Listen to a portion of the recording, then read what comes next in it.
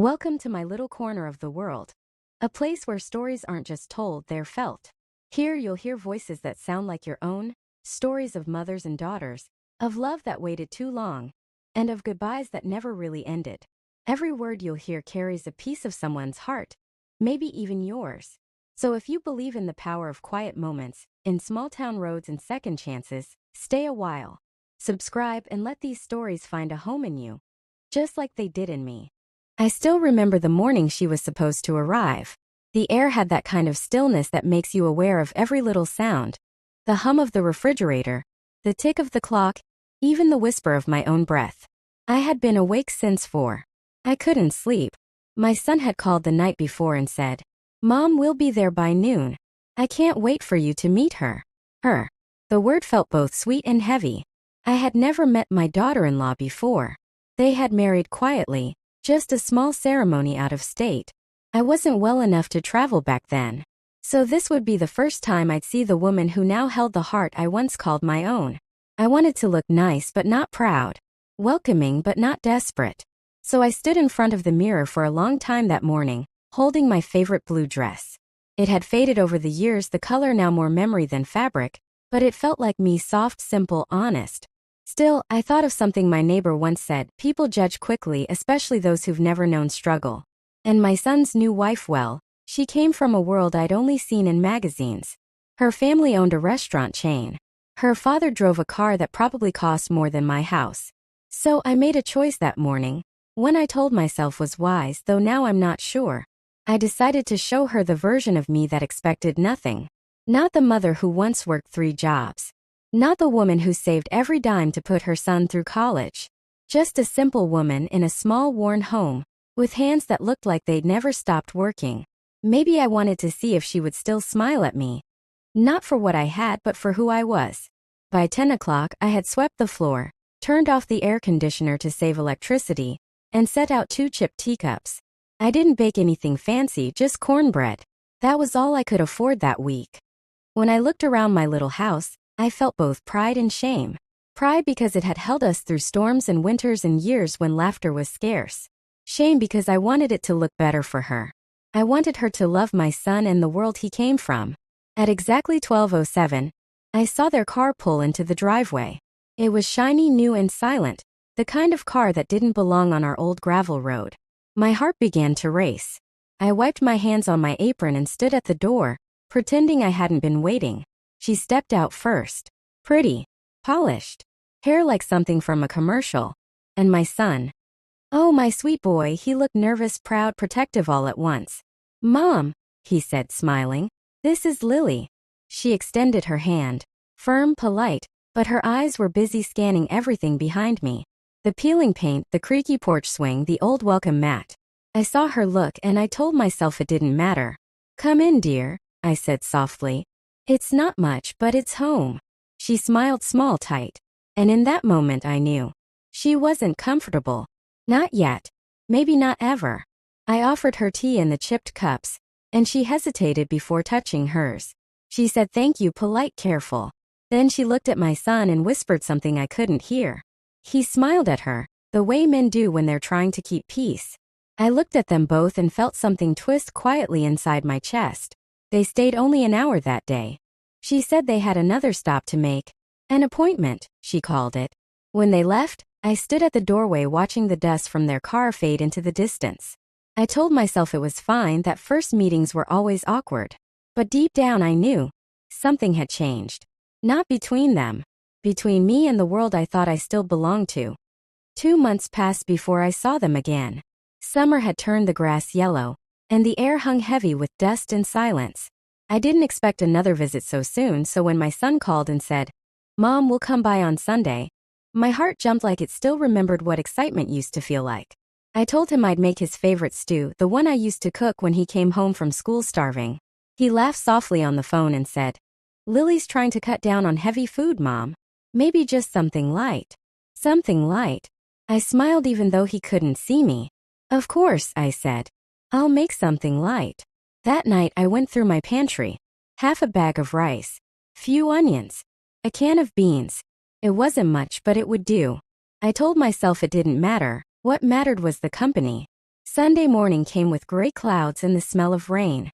I cleaned again, the way I always did before someone visited, even though my body ached. When they arrived, I saw right away that Lily didn't want to be there. Her smile didn't reach her eyes, and she stayed close to my son, like my old house might swallow her whole. They sat on the couch, the one I'd reupholstered with leftover fabric years ago.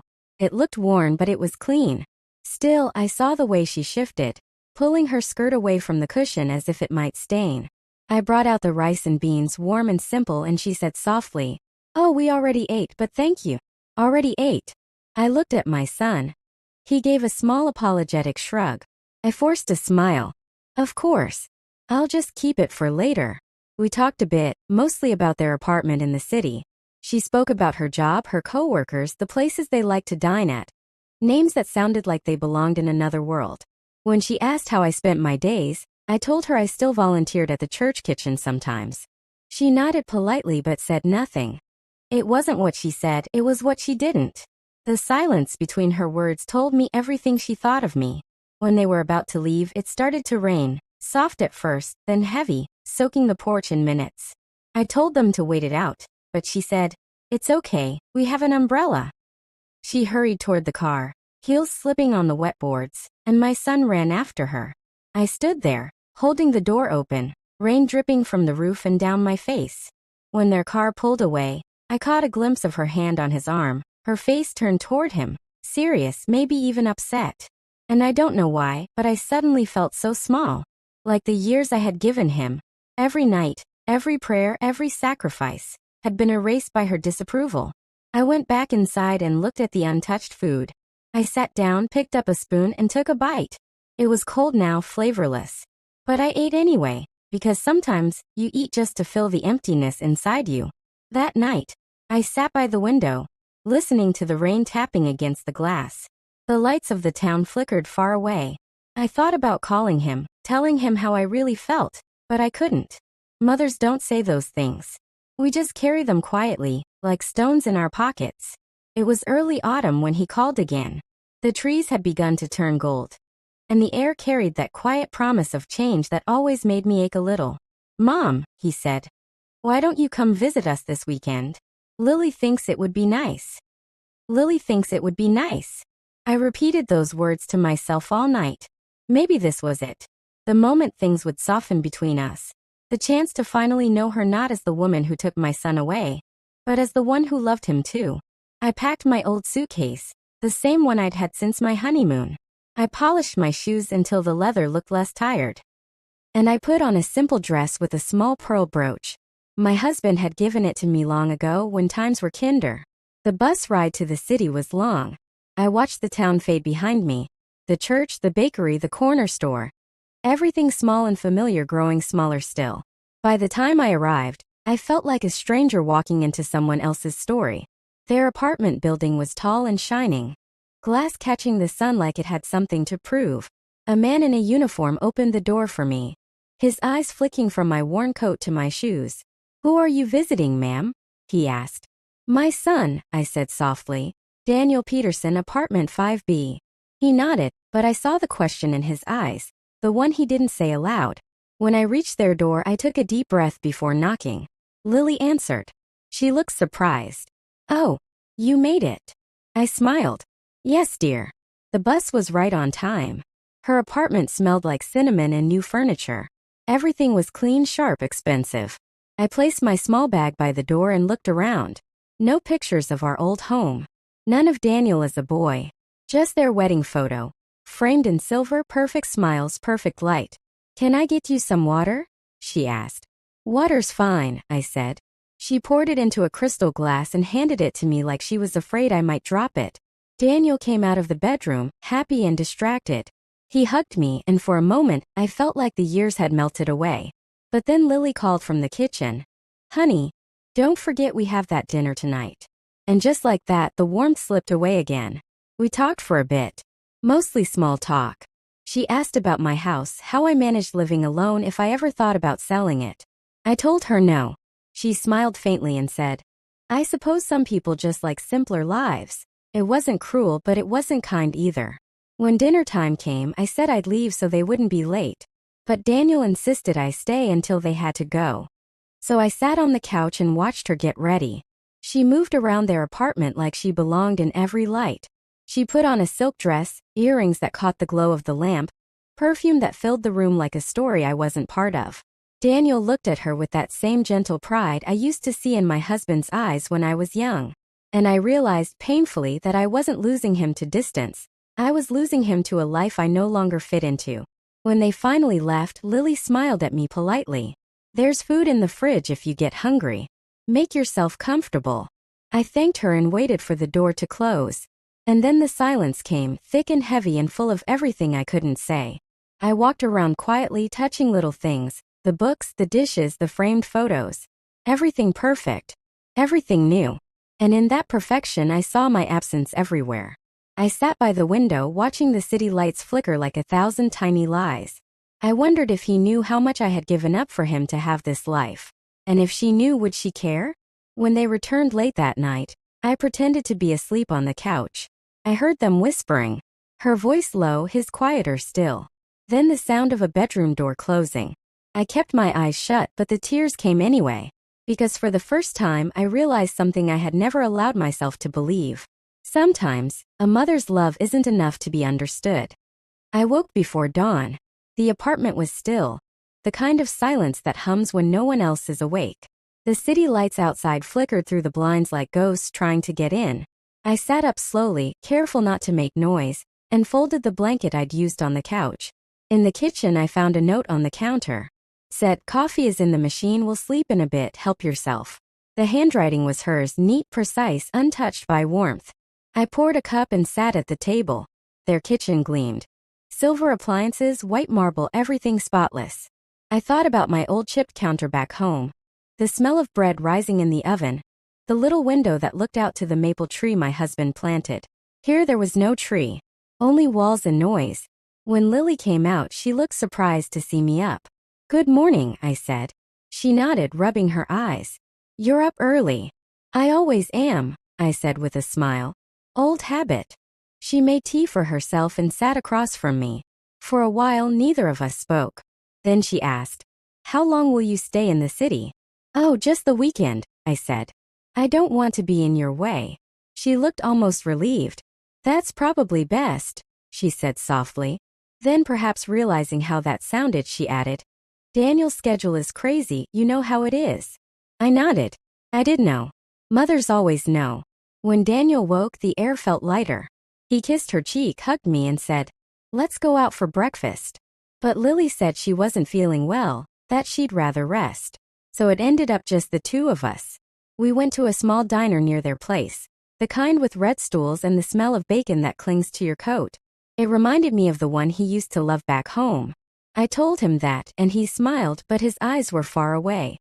We went to a small diner near their place, the kind with red stools and the smell of bacon that clings to your coat.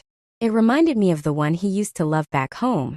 I told him that, and he smiled, but his eyes were far away. He asked if I liked the apartment. I said it was beautiful.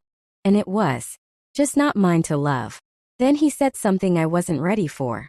"Mom, Lily worries about you. She says she feels bad that you still live out there alone.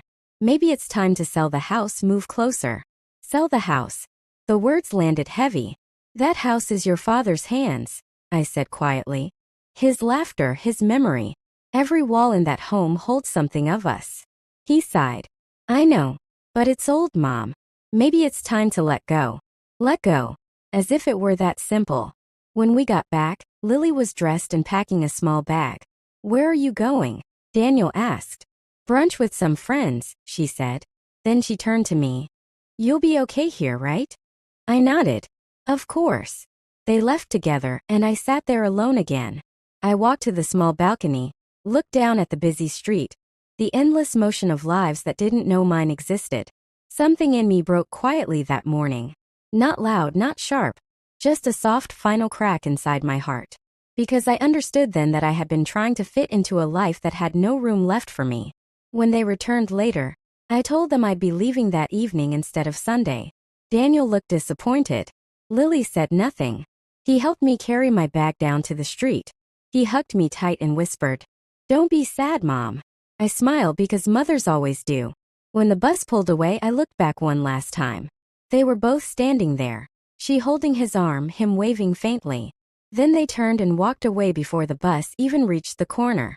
The city lights blurred through my tears. And in that blur I saw everything I had built fade into the distance. My son, his new world, and the part of. The bus dropped me off just before sunset. The sky was painted in soft gold and gray. The kind of light that looks beautiful only because it doesn't last. My town looked smaller than I remembered, quieter too. I walked home with my old suitcase bumping against my leg, gravel crunching beneath my shoes, the sound of crickets starting to rise with the evening. When I reached the porch, I paused. The paint was peeling more than before. A few dead leaves had gathered by the steps. Everything was exactly as I'd left it. Still patient, waiting. I unlocked the door and stepped inside. The air smelled like home. Faint soap, dust, and a memory of the stew I'd made weeks ago. It wasn't much, but it was mine. I set my bag down and stood in the middle of the room. For the first time it hit me, the difference between loneliness and peace. They looked the same at first glance but felt nothing alike. I walked to the window. The maple tree my husband had planted was losing its leaves, slow and steady. I could almost see him standing there again, young and smiling, calling out to our son to help him dig. And then I saw the smaller boy running barefoot, laughter echoing through the yard. The same boy who now lived in a world where my voice no longer fit. I sat down in his old chair. It creaked the way it always did, like it remembered every sigh, every prayer whispered into the night. On the table beside me was a photograph. The three of us, taken on his high school graduation day. My husband still alive, my son still looking at me like I was his whole world. I touched the glass and smiled through the ache. Sometimes I wonder if I did the right thing by pretending to be poor that first day. Maybe if I'd shown her who I really was, the strength, the stories, the life I'd built, she might have seen me differently. But I didn't want to impress her. I wanted her to see the truth. And maybe that was my mistake, thinking truth was enough. People like Lily, they live in polished spaces where everything has a place, even their love. Mine was the kind that overflowed, messy and unconditional. Maybe she just didn't know what to do with that kind. A week passed. Then two. No call.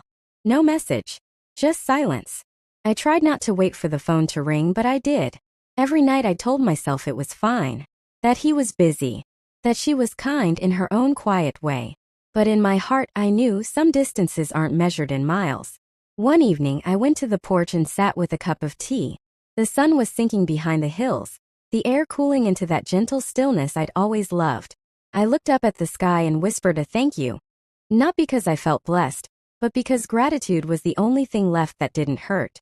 I thanked God for the years I'd had with my husband, for the boy I raised even if he no longer came home, for the roof that still stood, for the quiet that no longer scared me.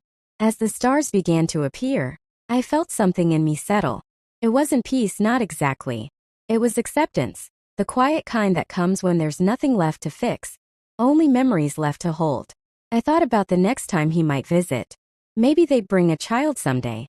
Maybe she'd still look at me like I was part of a world she didn't understand. Maybe that would always be our story. But I knew one thing for certain, I wouldn't pretend anymore. Not poor, not proud, not anything I wasn't. If they ever came again, they would meet the real me, the woman who loved, who lost, who endured. And if that wasn't enough, then so be it. I finished my tea and sat there a long time, listening to the wind moving through the trees. Somewhere in the distance a train passed, its lonely whistle fading into the night. And as it did, I closed my eyes and whispered to the dark, maybe love doesn't always stay, but it always leaves something behind.